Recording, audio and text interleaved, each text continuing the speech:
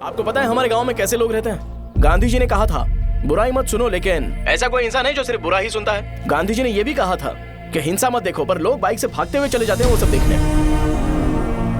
बुरा मत बोलो, लेकिन ऐसा इंसान होता है जो बुरा बोले बिना उसका काम ही नहीं होता है। तो क्या हमें ऐसे लोगों की जरूरत है? क्या चाहिए तुम्हें? मुझे आपसे बात करनी है। मुझसे बात करनी है? बोलो, क्या बात करनी है? ये रंगा रेड्डी कौन है और वो मरा कैसे? बोलिए ना, कौन है वो, बताइए ना। मैं उसके बारे में बताऊंगा, पर वादा करो कि तुम उसके लिए गंदे शब्दों का इस्तेमाल नहीं करोगे।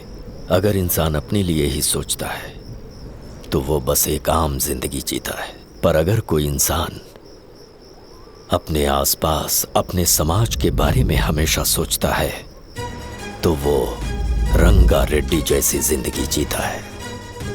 एक 6 फुट आदमी,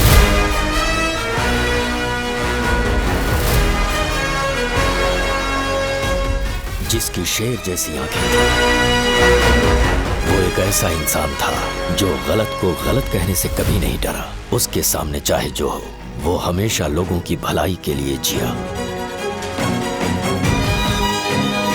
जब भी कोई परिवार तकलीफ में होता था, वो परिवार सबसे पहले रंगा रेड्डी के पास ही जाता था। लेकिन उस दिन, नमस्ते साहब। वो लोग हमें गुर्रम सेंटर खाली करने के लिए बोल रहे हैं। तो इस बारे में तुम मुझे क्यों बता रहे हो? इन फालतू बातों से मेरा क्या लेना देना? आप लोगों को इस बारे में कोर्ट जाना चाहिए। आप तो हमारी आवाज हो सर। नहीं, मैं नहीं कर सकता। मुझसे उम्मीद मत रखो। तुम लोग जा सकते हो। भैया, वो शॉप हमारी रोजी रोटी है भैया। इतनी दूर हम इन पर भरोसा रख कर आए थे। अब कोर्ट में जाकर क्या कहें? इनके बारे में नहीं पता है। फालतू में हम लोग इनके पास आ गए। रंगा, तुम हमेशा इनकी भलाई के बारे में सोचते हो, पर आज तुमने इन्हें मना कर दिया। ये क्या हो गया तुम्हें? जब लोग मुसीबत में होते हैं और कोई उनकी मदद कर दे तो वो लड़ना भूल जाएंगे। हर बार जब वो मुसीबत में फंसेंगे तो हमेशा हाथ फैलाएंगे। अगर एक ही इंसान के भरोसे बैठे रहेंगे तो वो कमजोर हो जाएंगे। प्रॉब्लम आने पे उन्हें खुद ही फेस करना होगा। किसी और के भरोसे बैठना ठीक नहीं।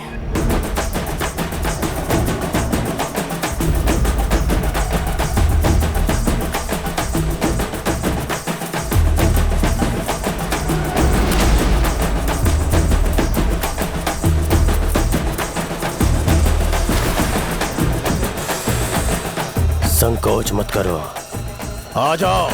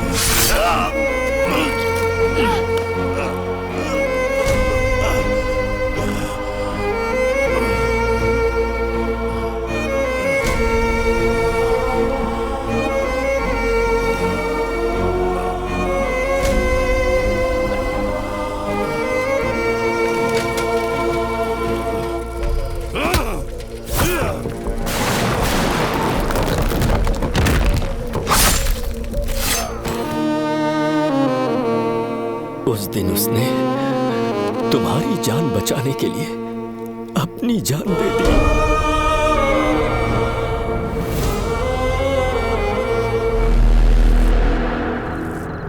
अरे वो कौन है और वो इस तरफ क्यों आ रहा है?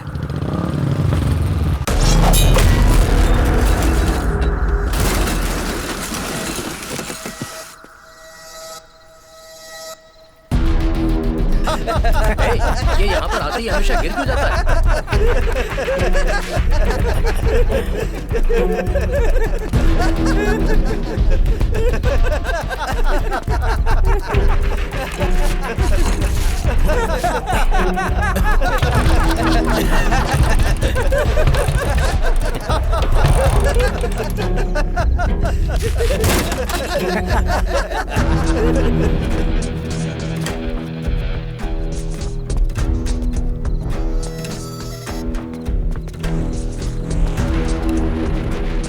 ये डर के मारे भाग रहा है। डरपोक कहीं का।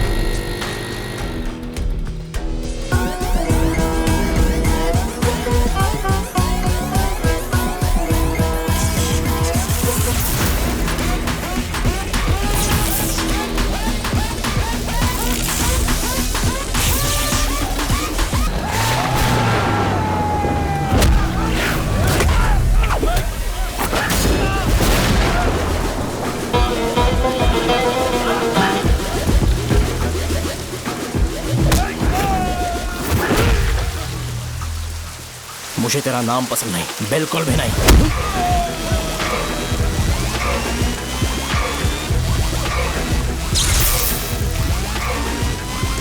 राजावरम से एक ब्रेकिंग न्यूज। एक जवान लड़के ने रूलिंग पार्टी के एमएलए को सबके सामने चाकू से मारने की कोशिश की। चाकू क्यों मारा? चाकू क्यों मारा? चाकू क्यों मारा? शौर्य और परशुराम के बीच में ऐसा क्या हुआ? क्योंकि दोनों कभी भाई जैसे थे। उन दोनों ने आपस में झगड़ा क्यों किया? पहले ये बता, तूने मुझे चाकू क्यों मारा? मुझे भी नहीं पता, आप लोगों को पता चले तो हमें बताओ। 4 दिन बाद उसकी शादी होने वाली थी, पर किसी ने चाकू मार दिया। हम सीबीआई इंक्वायरी की डिमांड करते हैं, इंसाफ मिलना चाहिए। हमें नहीं पता कि उसने उसे क्यों चाकू मारा। हम सब भी कंफ्यूज हैं। हम ग्राउंड पर मौजूद हमारी रिपोर्टर से पूछते हैं कि चाकू मारने की असली वजह क्या थी।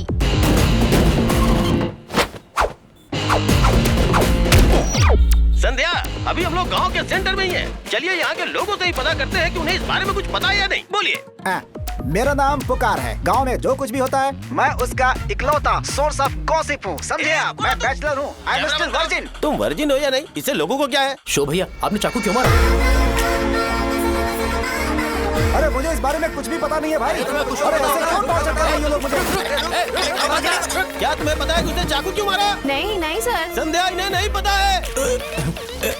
लोग ये सोच के पागल हो रहे कि शौर्य ने चाकू क्यों मारा और तुम औरतें यहाँ शॉपिंग में बिजी हो। रुको बताता हूँ। अच्छी बात है कि लोग इस बारे में जानने के लिए पागल हो रहे हैं। अगर इसी वक्त बॉम्ब फूट जाए तो? मेरे भाई, क्या तुम्हें पता है कि शौर्य ने एमएलए को चाकू क्यों मारा? अरे वो एक नंबर का गधा है, उसने सिर्फ एमएलए को चाकू नहीं मारा, मेरी पीठ में भी मारा। कुछ नहीं संध्या, इसने उसके लिए बॉम्ब ब्लास्ट किया था और ये अकेले एमएलए को जाकर के चाकू मार दिया। बस इतना ही है।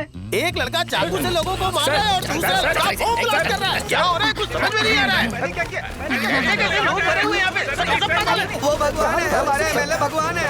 रिपोर्टर मैं हूँ या तुम लोग? इस वक्त परशुराम हॉस्पिटल उसने में ऐसा एडमिट क्यों है और उनका इलाज चल रहा है। ऐसा रामू बताया का जाता है, कि नहीं उनकी पता कि हालत उसने ऐसा खतरे क्यों से किया, बाहर है। पर जनता फिर भी में एक घटना को लेकर प्रेस बहुत नोट ज्यादा रिलीज आक्रोश कर फैला दो हुआ है। और आइए कहो आपको कि लेकर चलते हैं हमारे एमएलए की अगली कंडीशन खबर पर। क्रिटिकल है।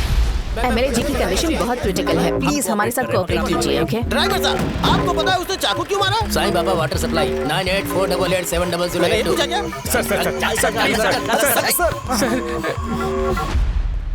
अरे तुमने चाकू क्यों मारा? लोगों को इसका जवाब चाहिए, नहीं तो पागल हो जाएंगे सब। अब हमें एमएलए के पीए से मिलना पड़ेगा। वो अच्छे कपड़े पहने हैं पर बहुत दुखी लग रहे हैं। आइए उनसे इस बात की सच्चाई जानते हैं। सर बताइए, सर बताइए। वो इस हालत में भी नहीं है कि वो ड्रग ले सके। संध्या, अभी एक ब्रेकिंग न्यूज आ रही है कि एमएलए साहब ड्रग एडिक्ट हैं। मतलब कि वो इस हालत में भी नहीं है कि वो दवाइयाँ खा सके।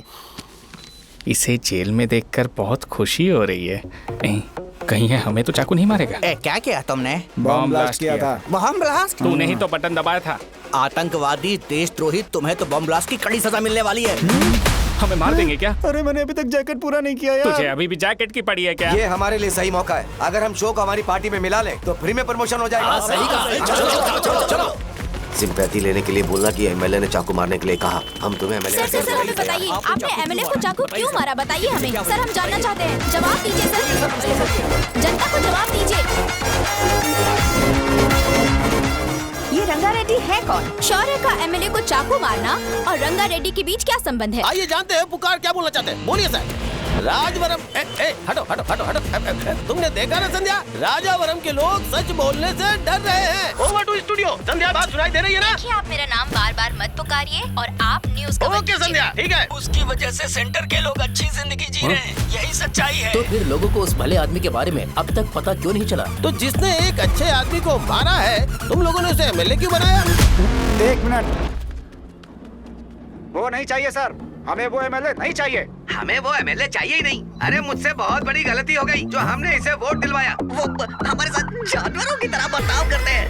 यहाँ पे बहुत दर्द हो रहा है उनकी मार की वजह से। उन्हें सजा जरूर मिलनी चाहिए, तभी हमें जाके खुशी मिलेगी। एमएलए ने बहुत गलत काम किया है। उसने सीधे सीधे विश्वम जी को जानबूझकर फंसाया।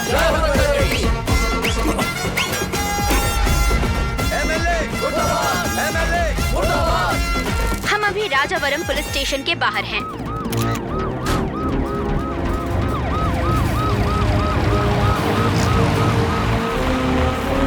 सर बताइए,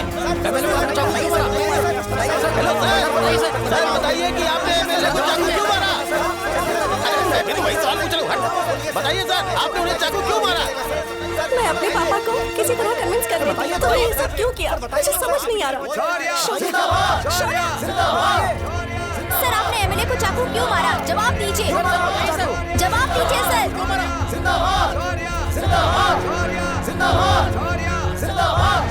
सर, लकड़ी खोल सकते हो? कोई बात नहीं, अगर भाग जाऊंगा तो ये लोग ही पकड़ लेंगे।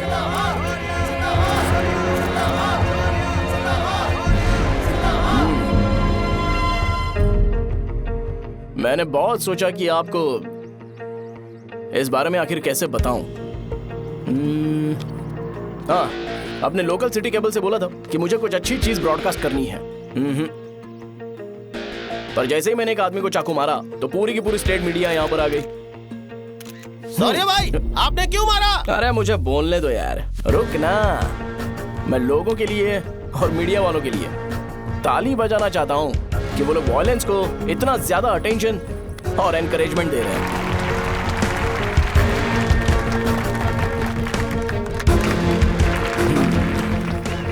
असल में मैंने एमएलए को चाकू क्यों मारा? असल में उससे पहले यह बताना चाहता हूँ कि उस रंगा रेड्डी का इससे क्या कनेक्शन है। छोटे बच्चे भी ये जानते हैं। असल में रंगा रेड्डी के खून के बाद ही सेंटर का नाम रंगा बली रखा गया था, पर अब तक ये बात ज्यादा लोगों को पता नहीं है और किसी को ये भी पता नहीं है कि उनकी वजह से सेंटर में बहुत सारी दुकानें हैं और उससे बहुत से लोगों का घर चलता है। अगर किसी को इस बारे में पता भी हो तो वो कुछ बोलेगा नहीं, क्योंकि उन्होंने भलाई का काम किया है। मेरे पापा जैसे लोग जो कि लास्ट बस में आने वाले इंसान को दवाई देने के बाद ही दुकान बंद करते हैं, वो भी भरोसा नहीं जीत पाए। यही है हमारे गांव की महानता। आपको पता है हमारे गांव में कैसे लोग रहते हैं? गांधी जी ने कहा था बुराई मत सुनो, लेकिन ऐसा कोई इंसान है जो सिर्फ बुरा ही सुनता है। गांधी जी ने यह भी कहा था कि हिंसा मत देखो, पर लोग बाइक से भागते हुए चले जाते हैं वो सब देखने। बुरा मत बोलो, लेकिन ऐसा इंसान होता है जो बुरा बोले बिना उसका काम ही नहीं होता है। तो क्या हमें ऐसे लोगों की जरूरत है?